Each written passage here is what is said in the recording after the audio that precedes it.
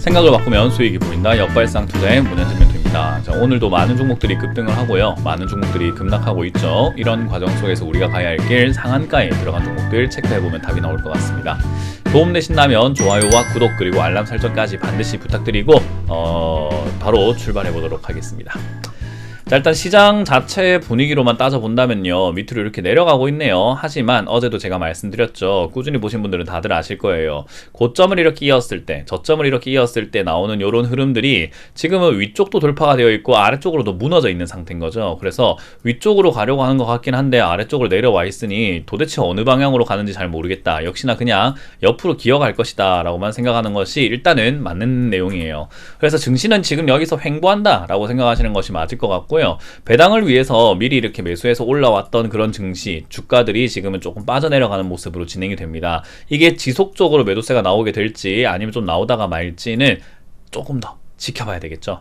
그래서 이제 내년 초까지는 사실은 계속 그냥 지켜보는 게 맞다라고 보시면 되고요. 뭐 할 거 없으니까 여러분들 연말 마무리를 그냥 주변인들과 가족분들, 뭐 주변에 친하신 분들과 연말 마무리 잘 하시고 나를 돌아보는 시간으로 가지시는 게 어떨까, 뭐 그런 약간은 조금 철학적인 이야기를 할 수밖에 없을 것 같아요.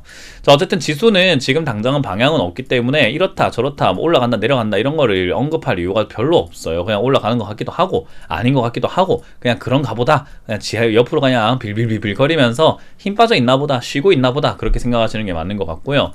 이런 상황에서도 오늘 역시나 급등 나오고 있는 부분들이 많겠지만 수급적인 부분을 조금 이야기해 놓는다면요, 수급에서 뭐 외국인들이 산다, 또 한국인들이 뭐 동학 개미가 나간다, 산다, 판다, 어쩌고 말이 많거든요. 사실은 그렇게 말이 많을 것까지는 없습니다. 이게 가만히 생각 한번 해보시면은 양도세 요건 때문에 매도할 수 있는 사람들은요, 한국에서 뭐 얼마나 많을까요? 여러분들 이 영상을 보고 계시는 분들 중에서 어제 양도세가 걱정이 되니까 나 매도해야 되겠어, 그렇게 생각하신 분들은 많이 없으실 거라는 거죠. 그래서 뭐 3조 원치를 시장에서 내다 팔았다라고 하는데 저는 이 내다 판 사람들이 개미들이라고 생각하지는 않습니다. 양도세가 무서워가지고 배당락 전에 매도할 수 있는 정도의 사람들은 큰 손들, 우리가 말하는 부자들이라고 생각할 수 있겠죠. 그러니까 우리랑 전혀 상관없는 이야기라고 보시면 되고요. 그들은 팔아냈으니까 다시 또 사야 되겠죠. 그러니까 팔았다가 그냥 사고 있는 것 뿐이다. 그래서 수급이라고 하는 부분들을 무조건 개미라고만 판단하시면 안 된다라는 거예요. 항상 언론이라든가 뉴스에서 이걸 무조건 개미라고만 설명하는 경우들이 있는데요, 그건 아닙니다. 그냥 개인 투자자들이 팔고 개인 투자자들이 산다, 이게 왜 나쁘고 좋냐 라고 하면은, 개인 투자자들은 오합지졸, 그러니까 단합이 안 되는 그냥 병사들이에요. 그래서 뭔가 싸우려고 해도 전부 다 자기 딴 생각하고 있고 자기 할 거 하고 있는 거죠. 그래서 시세를 만들어내지 못하지만 외국인들은 꾸준히 매수를 하면서 한 종목을 집중적으로 막 매수하고 들어오거든요. 그래서 역시 시세를 만들 수가 있어요. 그래서 그런 부분들이 차이가 나고 그것이 특성인 거지, 외국인이라고 무조건 잘하고 또 개인이라고 무조건 개미니까 바보 띨띨이들이야, 뭐 이렇게 생각하시면 안 되는 겁니다. 그래서 수급을 조금 오해하지 않으셨으면 좋겠고요. 그런 부분이기 때문에 지금 개미들이 많이 산다, 개미들이 많이 판다, 그렇게 보지 마시고 저 개인들은 누구일까 한번 조금 이렇게 생각을 한번 더 해보시는 것이 낫다라고 생각이 듭니다. 자, 그런 상황에서 오늘 급등 나오고 있는 기업 많지는 않아요. 일단은 상한가에 코세스가 들어가 있고요. 10% 이상 올라오고 있는 기업의 29 종목이 보여집니다만은 특별한 포인트가 있을 만한 기업은 눈에 띄지는 않아요. 역시나 어제 이어서 잡주만 급등 나오고 있다 보시면 되고요. 하락하고 있는 기업들도 역시나 급등 나왔다가 급락 나오고 있는 기업들이 꽤나 많기 때문에 급등 나왔을 때 요즘은 정리하는 게 가장 베스트지 않나. 차라리 2% 3%씩 꾸준히 올라가면 모를까, 막 10% 20% 30% 막 이렇게 급등이 나왔다 그러면은 빠르게 팔아내는 것이 역시나 수익을 챙기는데 가장 좋은 방법이지 않을까 싶습니다. 그런 의견에서는 역시나 코세스에도 접목이 될 것 같아요. 코세스가 이제 뭐 품절 주기도 하고요. 그리고 뭐 마이크로 LED 장비라든지 반도체 후공정 장비 이런 쪽으로 엮이는 종목인데요. 오늘 올라오게 된 이유는 이제 삼성전자 그런 데서 이제 메타버스에 투자를 하겠다라고 하다 보니까 메타버스 관련 부품, 제품, 이런 뭐 장비 이런 것들을 제공하는 뭐 거의 뭐 유일하다라고 이렇게 알려진 곳인 것 같아요. 그래서 이 메타버스 구현에 필요한 장비를 생산하는 곳이 코세스다, 이렇게 해서 또 급등이 나왔네요. 사실은 이게 당장은 저는 고점을 만들고 있다라고 생각이 드는 그림인 것 같아요. 왜냐하면 실적이 나쁜 것도 아니고 좋은 것도 아니고 그냥 적당히 잘 진행이 되고 있는 기업인데, 지금 보시게 되면 우상향으로 굉장히 많이 올라왔단 말이에요. 실적이 뭐 엄청나게 증가한 건 아니지만 메타버스 기대감으로 이미 많이 올라왔어요.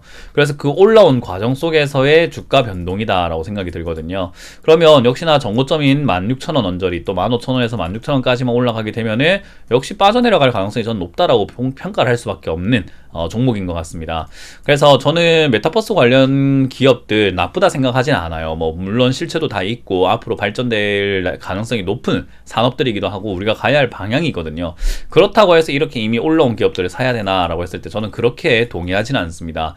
내려와 있는 기업들을 사가지고 올라갈 때 수익을 보는 게 맞는 거지, 이걸 사가지고 더 간다고 생각하는 것을 너무나 아니란 생각 아닐까요? 올라간 게 더 간다? 그렇게 생각하다가 물렸던 사람들이 너무 많은걸요. 그래서 저는 호세스와 같은 기업들을 나쁘다라고 평가하는 것이 아니라 메타버스 관련 테마를 우리가 다시 한번 돌아보게 되는, 아직 올라오지 않은 저평가 관련주는 뭐가 있을까라고 한번 다시 돌아보게 되는 그런 상승이었다 생각이 듭니다.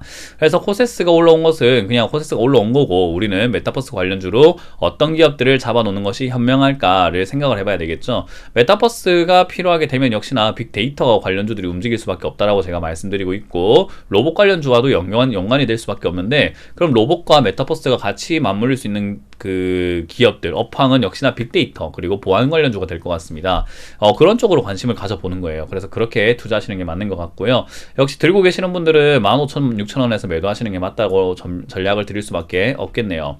그리고 EM 플러스 어제 이어서 역시나 급등 나오고 있는데, 뭐 안 좋은 상황에 빠지기 전에 바락이다, 마지막 불꽃놀이다라고 말씀을 드렸죠. 이것도 이제 상한가에 들락날락하고 있지만 좋아 보이는 상황은 아닌 것 같습니다. 그래서 들고 계시는 분들은 저는 깔끔하게 정리하시는 게 맞다 생각이 드는 게요. 어제도 상한가에 이렇게 막 들어가 있는 것처럼 보여지면서 종가에는 밑으로 뚝 떨어지면서 마무리가 됐거든요. 지금 보니까 살벌하죠, 그죠?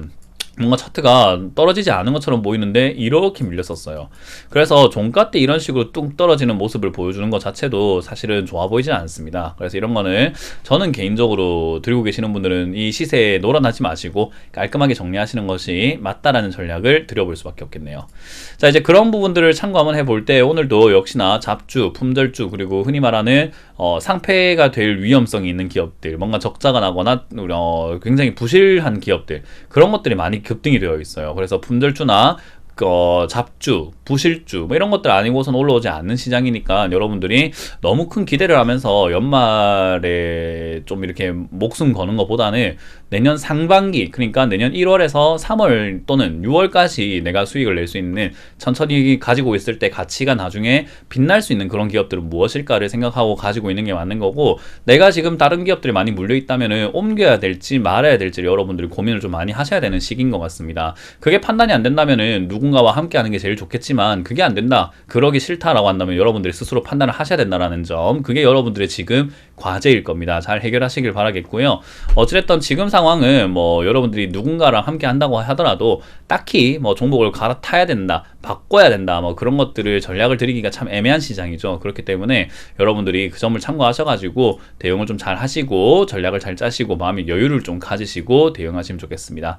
자, 아무쪼록 연말 마무리 잘 하시길 바라겠고요. 내일이 이제 마지막이 될 것 같네요, 그죠? 2021년 마지막이 될 것 같은데 한 해를 돌아보시면서 내가 어떤 투자를 했는지, 그리고 앞으로 어떻게 투자를 해야 되는지, 뭔가 지금 잘못됐다면 왜 잘못됐는지, 그런 것들을 조금 깨달아가는 여러분들이 되셨으면 좋겠습니다. 자, 이렇게 마쳐보도록 할게요. 지금까지 문현진 멘토의 역발상 투자였습니다. 고맙습니다.